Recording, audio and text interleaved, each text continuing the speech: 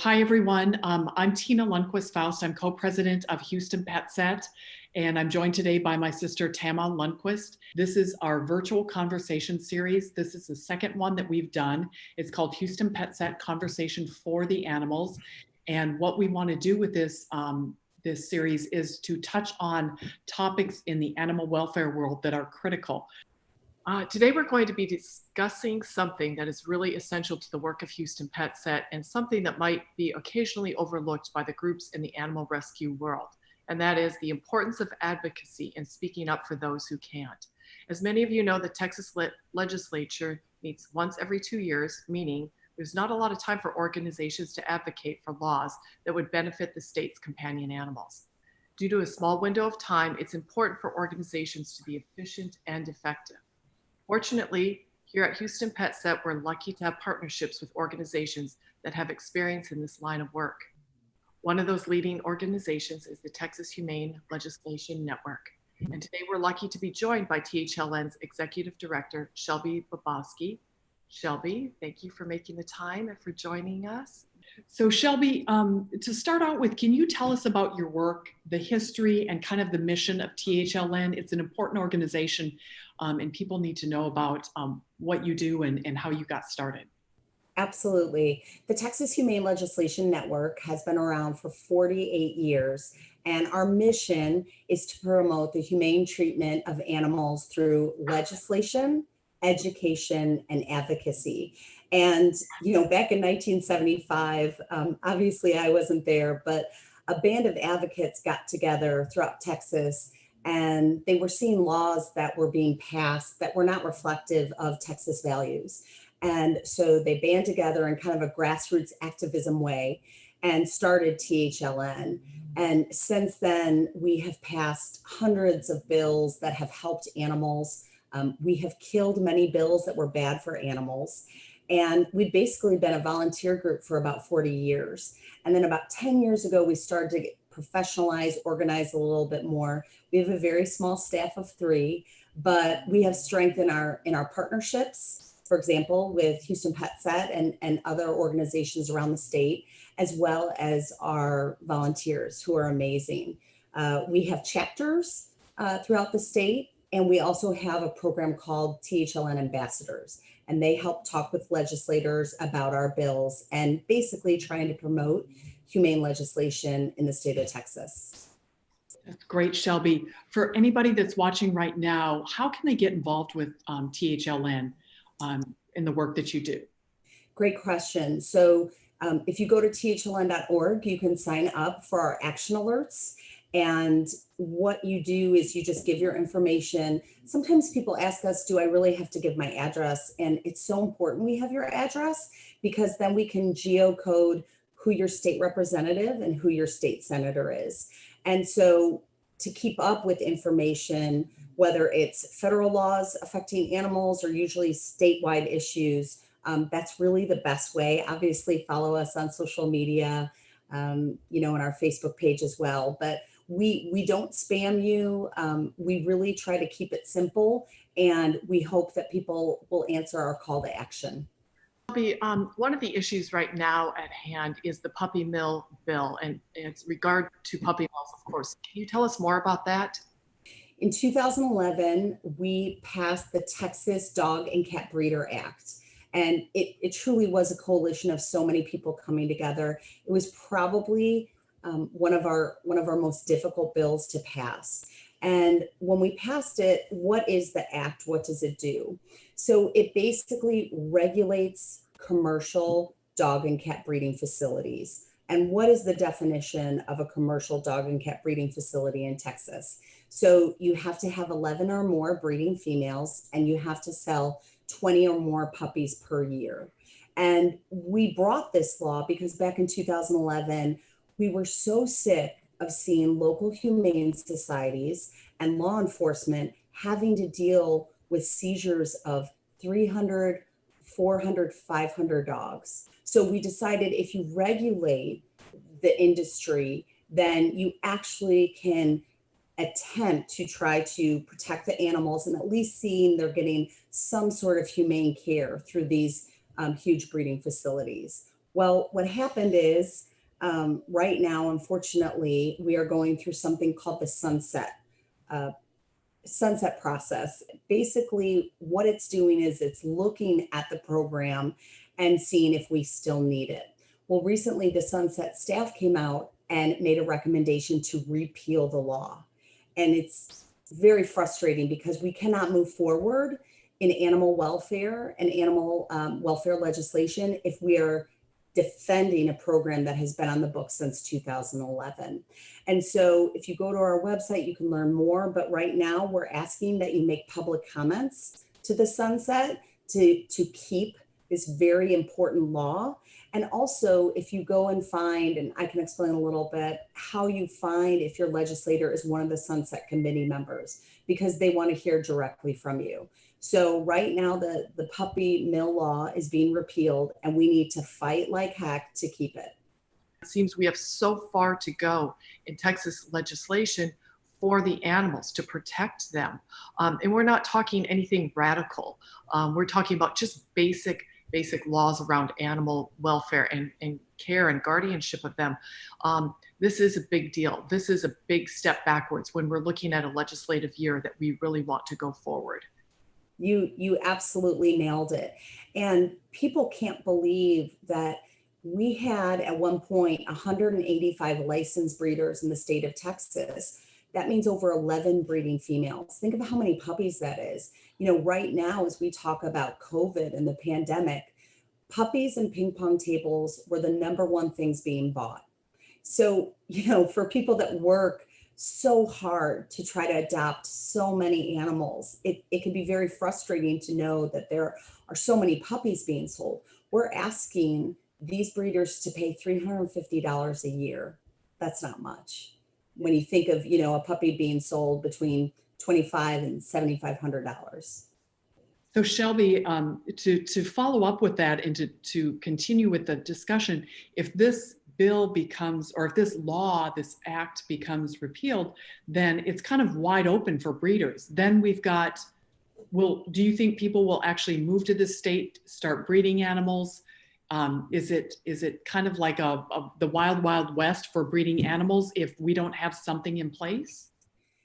Excellent question, and a resounding yes. So in the United States, 35 states actually have some sort of mechanism for regulating breeders.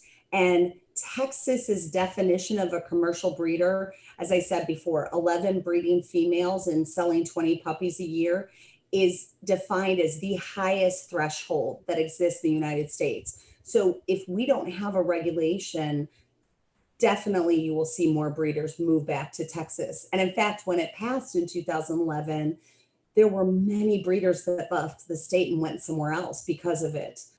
In fact, in North Texas, there were 2 different breeds that were dumped, over 120 dogs in one night, just dumped on a country road the night before the legislation actually went into effect. So definitely people will be coming back here to breed. So if there is a registered puppy mill or puppy breeder, and we understand that there are some responsible breeders, we want to make that clear, but a lot of people use this as a source of income. As Tina said, they don't care about the animals. But what does it do for taxes? They're selling these animals. They might be making a living off of it. If it's not regulated by any sort of law or ordinance even, are they paying taxes on these animals? Well, that's a good question, depending on which breeder you talk to. The issue is you can have breeders that actually collect taxes, and they should be collecting taxes. But if you look at a place that we all have heard about, Canton, Texas, which includes Dog Alley, you wouldn't believe it, but there are so many Louisiana residents or Oklahoma residents come into our state and sell these animals and aren't paying taxes. And it's very frustrating, which leads to another point. Not only are we trying to keep this bill, but we're actually trying to strengthen it. So we're asking the Texas legislature to go from 11 breeding females down to 5 to make it more realistic so that more breeders come under this. And as well, we're trying to eliminate that sales requirement because it's really hard to show cash transactions, which is what a lot of these breeders that sell the puppies they have cash transactions.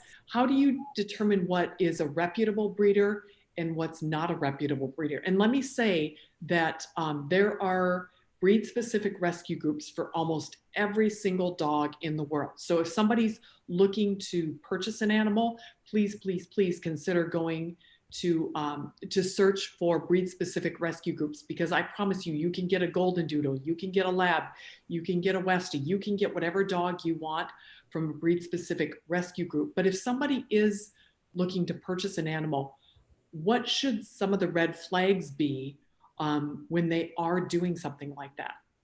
So first of all, great minds think alike, because I always tell people, first and foremost, do you want a pug around 8 to 9 months? I'll find you one. Do you want a golden doodle? I'll find you one. As long as you're willing to work with the animal a little bit, depending on, where the animal has come from, you can always find a purebred. If, like you said, you're, hell bent on getting an animal from a breeder, a dog or cat, there's a couple of things to do first. Research. Go to Yelp, go to the Better Business Bureau. It blows my mind when people call our 1-800 number and complain about this one breeder. We get a complaint once a week, and I just kindly ask them, did you do any research? Well, no. They would have found out that this person has sold puppies with hip dysplasia, parvo, so many issues. And you can find that just by doing 5 to 10 minutes of research on the internet. It's always a red flag when you can't meet the mom or dad, if they want to meet in a separate location. And even if you go to their location and let's say they own a huge farm, and they bring you to a nice room. Well, actually, I want to see where the other dogs are kept, and if they do not want you doing that, then I think that's a huge problem. Has the puppy been returned? There's just, if you go and Google it, within a couple of minutes, you can find certain questions, but those are the things that I look for. And again, we can always find you. I mean, you ladies know, we can always find you a dog that needs to be adopted, that is 99.9% what you're looking for. Exactly. Great.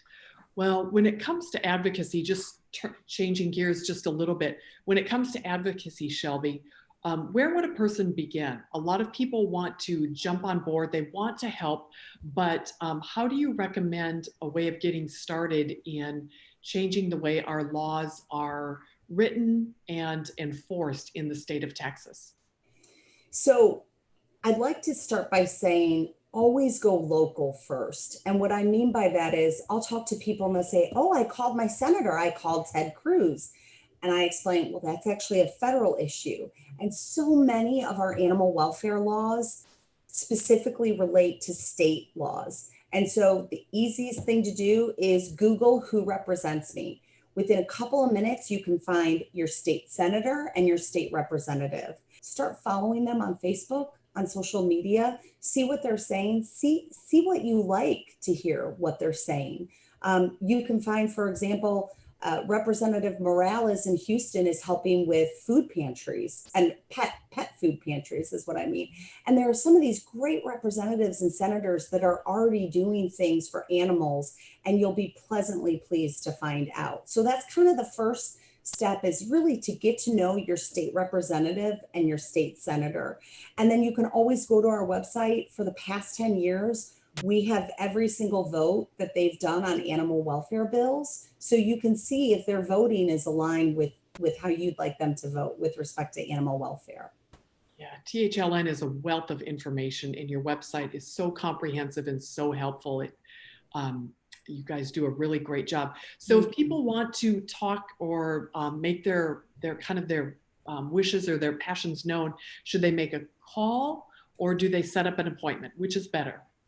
COVID has made it a little bit more difficult, but not impossible, to reach out to them because some of the staffers are not in the offices. But I think the first thing to do is either call or email and see if you can set up a Zoom call. Our organization has a one-pager talking points, and it makes it like, paint by numbers. It's very easy. And you kind of go through those things. Sometimes the legislators will ask you questions. don't worry about it. They know you're not an expert. They know that you're just a passionate constituent who can vote for them. Just one more question that I have. We have the puppy mill bill that's being seen with the Sunset Commission right now, but we have a legislative session coming up next year. What other animal bills are you presenting or are you working on right now for that legislative session? Great question. So, along with the puppy mill repeal, we have a bill called the Adequate Shelter and Restraint Bill. And I cannot tell you how close this hits home to you both, because I just saw today that the Harris County Task Force had to remove a dog that had died on a chain due to no water and lack of shelter. And actually, your law enforcement and your district attorney in Harris County has sent letters in support of this bill. And what this bill would do is it would take a state law right now that is completely ineffective and has never been used, which is quite amazing. No ticket to date has ever been written on this state law. And it would take that law and it would fix it to make it effective and basically say, if you are going to tether a dog for 24 hours, 7 days a week, that dog must have proper shelter, a proper restraint and collar, and it has to have water and shelter, which is most important. And it's really been an educational tool. So this bill really would allow law enforcement to issue tickets and prosecute these cases. Because what happens is now those individuals will have animal cruelty charges brought against them, which means 2 to 10 years in jail. When in fact, if we can ticket, we can prevent people from going to jail for animal cruelty. Yeah, so agree. And that's so important, that adequate shelter, because right now there's no definition for shelter. So we've heard from our friends in law enforcement on the streets that they can go out, they get a call from a concerned resident and they say, my neighbor's got their dog, they don't do this, they don't do that for it. And the law enforcement goes out and looks and they said, I don't have a law to back me up. I can't do anything about this animal right now. Or they can give a warning and this person has 24 hours to fix it and they can go back out there the next day and it's fixed, but a week later they're in the same condition. So this is causing a lot of issues. I know for our law enforcement officers who care about the animals, but they have no law that they can use to protect the animals. And when we started helped start the Harris County Animal Cruelty Task Force, there was a lot of buzz around why isn't the task force doing this and why aren't they doing that? And a lot of our first year was spent educating Houston population, that we can't do anything because there are no laws to back it up. So if you care about animals, legislation, an inch in legislation is a mile, 100,000 miles in just basic rescue and basic animal welfare. So it has to start with legislation. And Tama, let me jump in by saying that adequate shelter can sometimes be defined as a tree. It might be a burned out car. It might be a ramshackle, half-built doghouse. So to your point, when they go there, if there's something that creates shade, whether it's a bush or a tree, that's considered right now adequate shelter. And people don't realize that. So that's, to your point, why this is so, so important. You ladies really understand this. And I just want to say quickly, we appreciate our partnership between Houston PetSet and THLN so much, because you guys understand that we cannot rescue our way out of the crisis that is dogs dying on chains, dogs ending up in shelters that are coming from puppy mills. And people need to learn that when you fix the law, it effectuates change for thousands of animals. And, you are one of our great partners, and to understand that and try to help us pass these laws, we just couldn't appreciate you more. Well, we're so grateful to THLN and you, Shelby, for doing the heavy lifting, that you are such experts in this area, because we can't be everything to everybody. So we partner with people that we know are doing really important work. And that's why we've always been aligned with THLN. I've been a member for probably 10 years, 12 years, and we're so grateful to have the same mission and to be aligned in this cause for the animals, as we say. So thank you to THLN for the important work that you do. And you guys are really, really the smartest people in Texas on this issue. Thank you. Thank you. Shelby. We appreciate you, and we appreciate all those that make the 2-minute call to their state representative or senator. And we just hope that more people get involved in advocacy, because we need to tell our elected officials that animals mean a lot to us. And whether that means more money in budgets, whether that means fixing outdated ordinances, let's create a better community where our pets are safe. Because not even getting into this issue, but we know that when our pets are safe, our communities are safe. Part of being a socialized society, isn't it? It's just part of being a civilized and socialized society, caring for our animals, caring for them as if they were family. That's right. Well, we're so grateful to you. Thank you so much for your time today. And we'll probably come back in early 2021 and visit with you again so we can get an update on the adequate shelter bill.